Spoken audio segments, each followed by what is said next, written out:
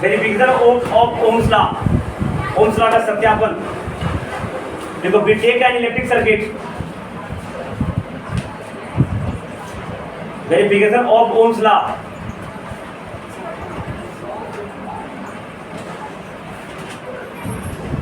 Ohms law. देखो we take an electric circuit, we take an electric circuit in which we take an electric circuit in which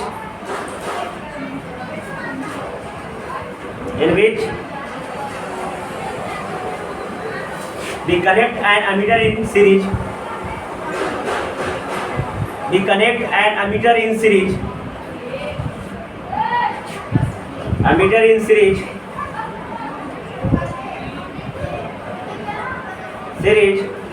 and a voltmeter in parallel connection, a voltmeter in parallel connection। ठीक है, एक electric circuit देते हैं जिसमें ammeter series में जोड़ देते हैं और वोल्टमीटर जोड़ देते हैं पैरेलल में, ठीक है, in parallel connection and take the reading of, वो रीडिंग बताएगा ना, reading of ammeter and voltmeter, take the reading of ammeter and voltmeter, take the reading of ammeter and voltmeter at regular interval, at regular interval, regular interval, clear, and draw a graph, draw a VI graph, draw a VI, V dot I लिखेगा, draw a VI graph according to this information, according to this information। लिख लिया? बड़ी को homework नहीं है?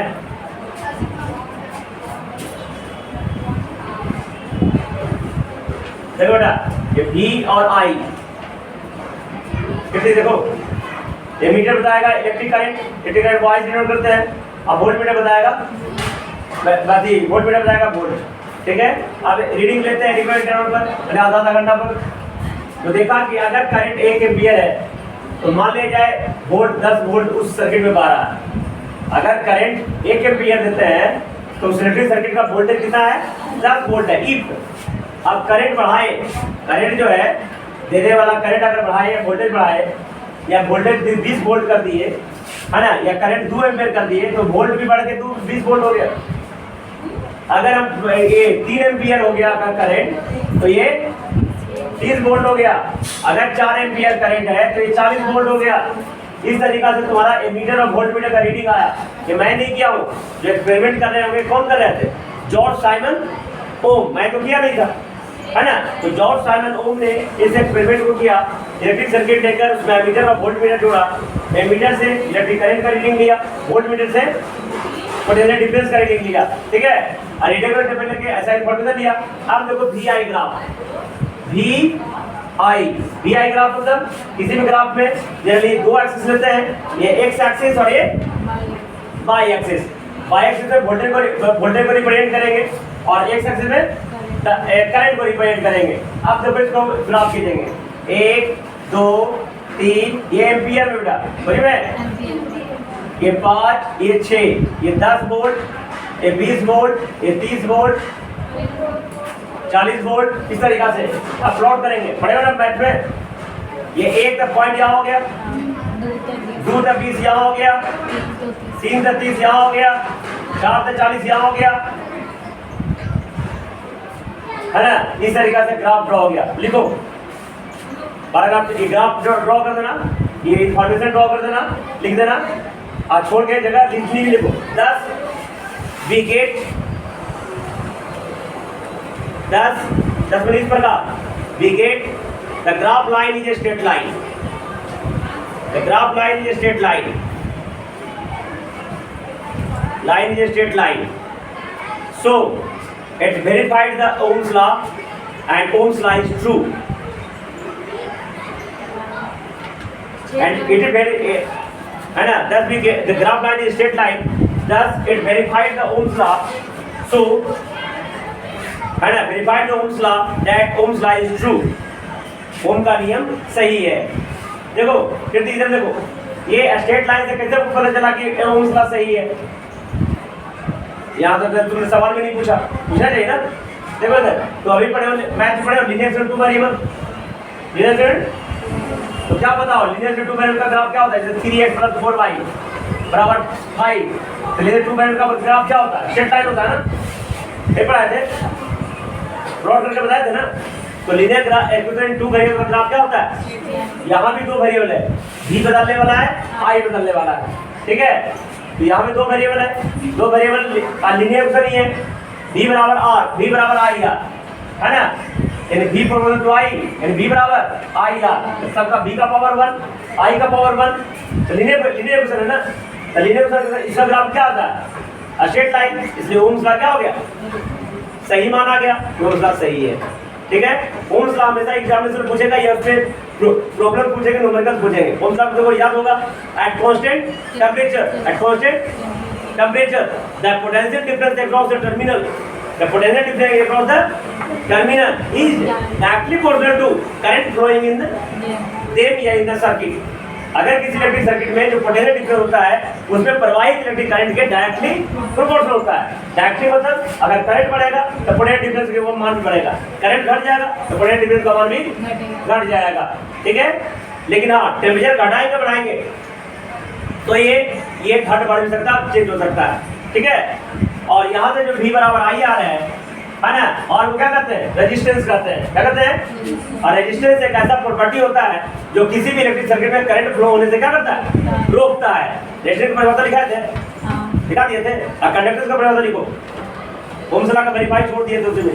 देखो conductance का परिभाषा लिखो जल्दी, 2 मिनट और। Conductance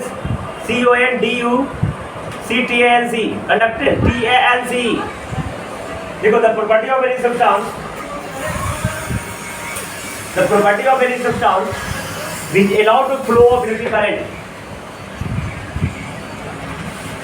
the property of any substance which allow to flow of electric current है ना, the property of any substance which allow to flow of electric current is known as conductance. Generally conductance is known as C और sigma। देखो सी से करते हैं तो कोई sigma से करता है, तो सिग्मा पढ़ते हैं, ऐसे देखा है ना, तो क्या पढ़ेंगे? सिग्मा, है ना। कंडक्टेंस जो है सी और इसको ऐसे देखेगा सिग्मा। इट ऐसा unit of conductance is MHO, मोह। सिमुल बेटा, मोम का देखो ऐसा होता है, वो उलट देंगे ऐसा हो जाएगा, है ना। तो लिखा अब लिखो क्या लिखा? है ना, the property by which it allow to flow of electric current is called conductance. The sign of conductance is ये MHO, मोह, और ऐसा सिंबल दे देना है। कंडक्टर को C या ऐसे सिग्मा से जोड़ करेंगे, तो लिखा। अच्छा ये तो बता दिए थे ना कि कोई भी जो सब्सटेंस होता है इलेक्ट्रिसिटी के अनुसार 3 प्रकार के होते हैं। एक होता है कंडक्टर, सो गुड कंडक्टर भी कहेंगे। The substance which allow to flow of electric current, ऐसा सब्सटेंस जो इलेक्ट्रिक करंट पास होने के लिए अलाउ करता है उसे क्या कहते हैं? कंडक्टर। जैसे all metals are conductors, all metals are conductor. और नॉन मेटल्स में ग्रेफाइट कंडक्टर है, ग्रेफाइट एक नॉन मेटल होते हैं कंडक्टर है ना, जिसमें आयरन, एल्युमिनियम, गोल्ड, तुम्हारा सिल्वर, ये सब क्या है? मेटल्स है, आई कंडक्टर है, इसे करंट फ्लो हो जाएगी अपने आप। और ये बैड कंडक्टर किसे कहते हैं? The substance which does not allow to flow of electric current known as bad conductor या पुअर कंडक्टर या इंसुलेटर। 3 नाम है इसको, बैड कंडक्टर, पुअर कंडक्टर और है ना। जैसे कि तुम्हारा हो गया लकड़ी, हो गया प्लास्टिक, हो गया मतलब वुड, प्लास्टिक, इट एक होता है semiconductor, the substance which conductivity line between insulator and conductor, इन्होंने सेमीकंडक्टर। जनरली इसका एग्जाम क्या होगा? Silicon and germanium, silicon and 2 based semiconductor are used. और तुमको बताए थे ये आगे जाकर बताएंगे। ये जो रेजिस्टेंस है ना, इलेक्ट्रिक करंट को क्या करता है, रोकता है। तो मेटल के केस में उल्टा होता है, मेटल जो रहेगा ना, जितना भी मेटल, जैसे लोहा है, तो लोहा में जब टेम्परेचर बढ़ाएंगे ना, लोहा का टेम्परेचर, तो रेजिस्टेंस भी बढ़ेगा। तो मेटल में अगर टेम्परेचर बढ़ाएंगे तो रेजिस्टेंस मतलब कंडक्टर से बैक कंडक्टर की तरफ बढ़ेगा, समझ गए ना।